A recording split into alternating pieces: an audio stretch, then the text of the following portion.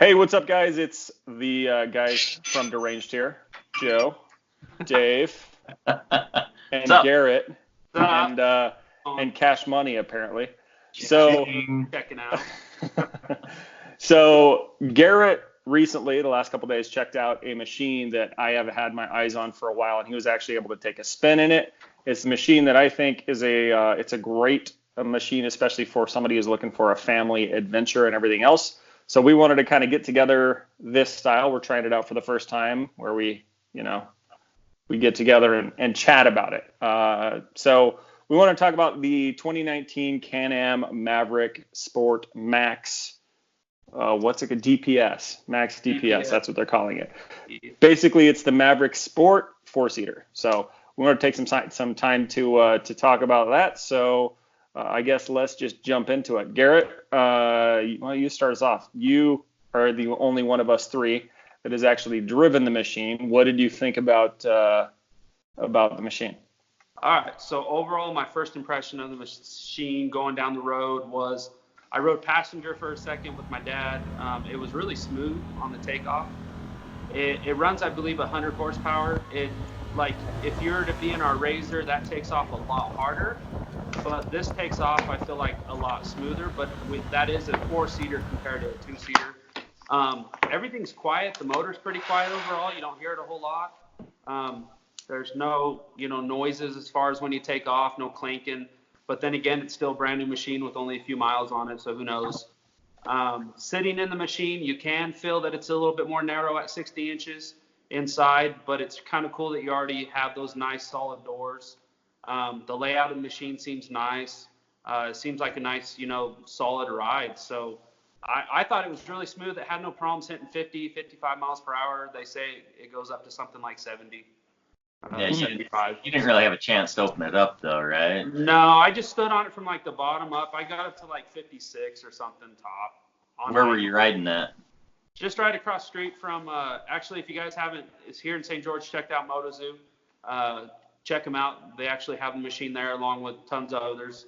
But it was just across the intersection by the Maverick there. We just headed up the road and down that way. Not Dixie Downs way, but straight. So we just headed up that road for a little while. So just down a paved road or what? Yeah, mainly paved road.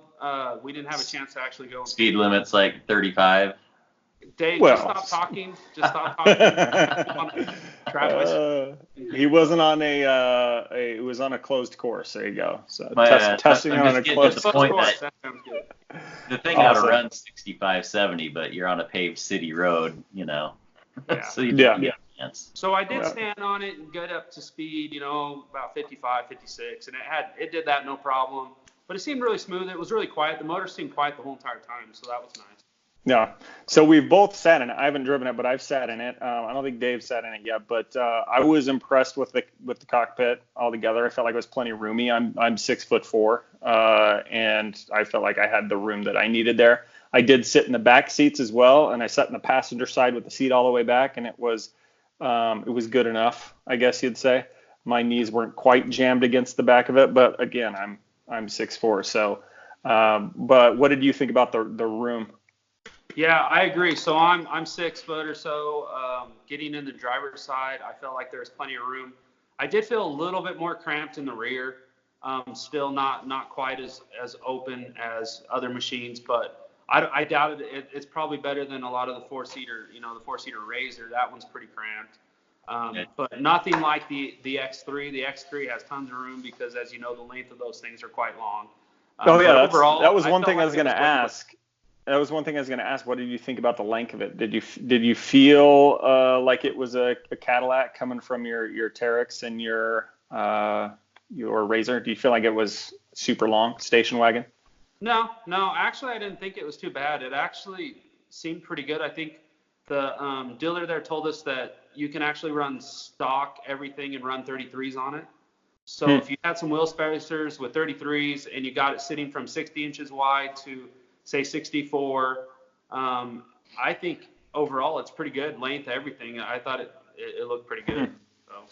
So. What do you, Dave? What do you think of the looks of the machine? You got it up on the website right there. What do you think of the looks? I think it's pretty solid. I mean, it's kind of a different design. I like the aggressiveness of it. I don't know. I have a I think Defender, so it's not very aggressive looking, but yeah. the Sport looks a lot better in my opinion.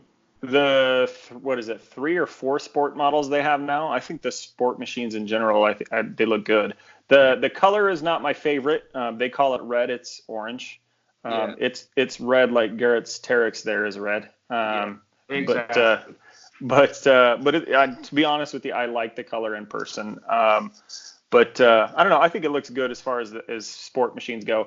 I was 100% on board of waiting it out for this machine to come out. It just the rollout got pushed back so far. It didn't hit dealers until it was announced, I think, in September, maybe October, and it didn't get actually released until last month. So it was too long to wait. I got too impatient and ended up going with what I got. But I'll seriously consider looking at it here in the near future. Where do you think? Who do you think it fits? Who do you think this machine is for? So the reason we were over there looking at it was for my dad at the time. He's kind of looking for an all-around machine that you still can run in the sand dunes because it is a 1000, so you do have some power there. I think honestly, I wouldn't mind using the machine. So I think it fits everybody, families, all that kind of stuff. It's safe feeling because you sit down inside and you got those big solid doors. So if you had your kids and everything in back, it seems really safe that way. It's great for the mountain trails. You add the little bit bigger tires on it, get the clearance out of it that you need. And then when you want to run it around in the sand dunes, you can. I mean, it is a little narrow unless you widen it up. You know, that was the first thing my dad said. He's like, well, if I buy this, I got to widen it up a little bit as far as the width goes. But other than that, I think it fits kind of all around everybody. To me, it would be a good, solid machine to go with. My drawback, actually, for my opinion, is the color. Same with my dad's. I wish, honestly, that machine came in solid black. I think solid black would be pretty sweet on that machine. Black would look awesome. I love their blue they have on the RC machine. I think it's a great looking machine. Yeah. Maybe they'll come out with that model. I was trying to talk to them a little bit about that, and they only have it in the 2-seater. So who knows? Maybe in a year or two, maybe they'll come out with the RC or whatever version of that machine. Yeah. To me, I love the power. I love this got 1000cc deal. I have the 900 Polaris Razor 4-seater, and for the first month or two, I thought it had plenty of power. You get 4 guys in there, and you get on some hills, and you feel the need for more power. Yeah. I'm still looking at having a tune and stuff like that, but even with a tune, that's going to take me to the 100, maybe 100 horsepower, something like that. Yeah. Probably not quite there. But I feel like I need a little more. So I love that it has a 100 horsepower. Or what is the horsepower on it anyway? It runs 100 horsepower. What's that? 100 horsepower. It is 100. Yeah. I love the 1000 cc's and the 100 horsepower. I love the 4 seats. One thing I was really impressed was the doors. I don't know if you came up with the same thing. I don't think I've seen a better door on a machine. It's certainly better than the Polaris doors that I've seen. They're just real solid. They all have rubber gaskets and they seal everything else. So if you get it in water, you're not going to be feeling the inside. And they go nice and high, so they're going to keep your cab cleaner as well. So I really dig those. Yeah. It's a big sell. I mean, you don't get a roof on it, and you don't get a few other things that you'd have to put on it, like a windshield and a roof. And I think the guy quoted us like the starting roof was like $600. So if you're looking at buying one, you can get a decent plastic roof for $600 is what they said. And then you have the windshield, and those are a couple of the things that you'd want to put on it right away. And a rear view mirror. It's a little bit hard to back up if you don't put mirrors on it right away. You can't, because you sit down in it a little bit. It's kind of like, I'd recommend you get mirrors on it like as soon as you drive it off the lot. So make it a little bit easier. How do you think, you do sit low in it for sure. How do you think visibility is, like rock crawling, that kind of stuff, compared to like the X3 and whatnot? It was funny because when we drove those X3s at Sand Hollow, one thing I have to take in consideration is the harnesses. They keep you from seeing as much because you can't lean forward as well. Yeah. So, but I did notice I didn't see a whole lot in those. Like my vision was kind of cut off. I felt somewhat the same in this, but not quite as bad. I think you sit up a little bit higher than you do. Yeah. So. Awesome. What about What about the size of the machine? Is it the right size? I mean, we talked about your dad wanting to widen it up. I think Yeah. it's designed. There's a lot of trails that we ride that are what 64 inch, like Duck Creek and stuff like that, and up in the Paiute Trail. Yeah. There's some up there that are even restricted to 50. I don't know. To me, I like the width of 60, but I probably would, just like you, take it to 64. There's not a lot. I don't see a lot of 60 only trails. I see 64, and then you see 50. Like, yeah, because my Defender's 64, and there wasn't anything up there in Duck Creek that I couldn't get through. None of those gates restricted me. So yeah, usually the like I was saying, the gates, I think they go 50 and below. And it's basically 50 and above there. And then 64 or whatever, and So 64 is kind of I the think next they step. limited them to 72 inches actually up there. Yeah. Like you might be what able I've heard from the dealer, it was somebody I was talking to, and I can't remember. They said actually you will see eventually all the trails that size stuff will have all gone away. So basically it's going to probably be, I mean, it might just be a rumor, but I'm thinking you're going to see only in Utah, like you have to be 72 inches or under. So I think they're just going to cater to it because this is what it's all going to, is the UTVs. Yeah, for sure. I see it happen. I think there's probably still some exceptions. Anything else on the machine that stood out to you guys that you like? One thing that's weird to me, or weird to get used to anyway, is the back. Yeah. If there's no bumper on the back, man, those shocks, they sure look like they stick out like crazy. Yeah. So I think that's the first accessory I'd put on. It almost looked like the 33s because the one machine they had sitting there, they're getting ready to sell. It was sold.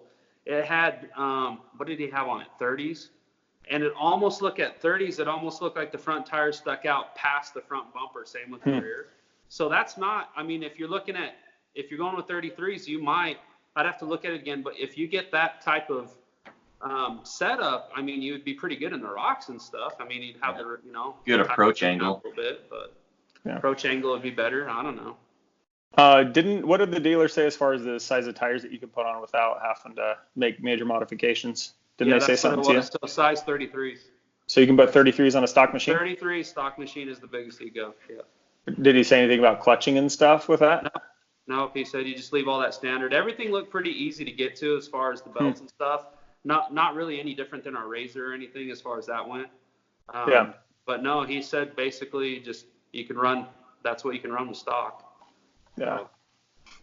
Yeah. I'm trying to think if there's anything else there, gents. Oh, shocks. So shocks, they run the 2.0, same exact shock they run on the T4, T2s. Just the three settings? Yeah, with the same settings, no different, same shock, 3.0, whatever they're called. How do you feel like it rode compared to your TRX? To be honest with you, I can't even compare the two because I just rode it on the road. As soon as I got it out on the dirt and stuff on one trail, then I can see if there's any difference there. But it's hard to compare. The one thing that I've always noticed though, the shorter wheelbase, the squirmier the UTV, no matter what. Yeah. So the longer you get, the more straight it drives, a little bit better. But it was really quiet. But then again, you also have the motor sitting clear in the back. So. But, we were talking about CCs a little bit, and that's the interesting part on the Trex, even though it only runs 800. When you're riding trails and only doing like 20, 25 miles per hour, whatever, if I have 4 people in this and stick it in low, this thing doesn't run out. Even the high elevation has never really run out of the torque, which has been nice.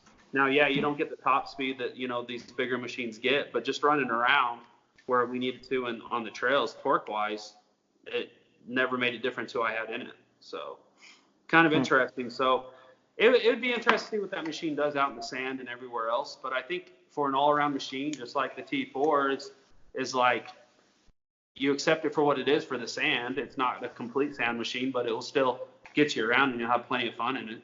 So. Yeah. I guess last thing, value. Like, what do you think about value? So one thing that stands out to me, it's kind of weird to me, and I haven't looked at the 2-seat Razor compared to the 4-seat Razor to see what the difference is, but it's only $1,000 more for a 4-seat version of this machine than it is for the 2-seat version. So a regular Sport is $17,900, Sport Max is $18,900. That seems like an awful close price for what you get out of a 4-seater. Same machine, 4 seats. I don't know. What do you think about value? I don't know. To me, I think it's great. I mean, what do you Is think? 19 a good price for it? If we found our Razor 2-seater, say for, say 15 grand, and we saw the same Razor, same miles on it, but 4-seater for 16 grand, like 1,000 more. I mean, I think we might have went ahead and chose the 4. I don't know.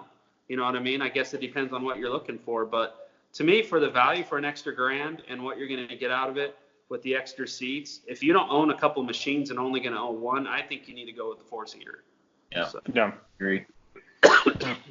Yeah, to me, I was kind of surprised at the price when it came out. 19 seems like a good price and a good value for what you're getting out of the machine. I don't know, it looked good to me.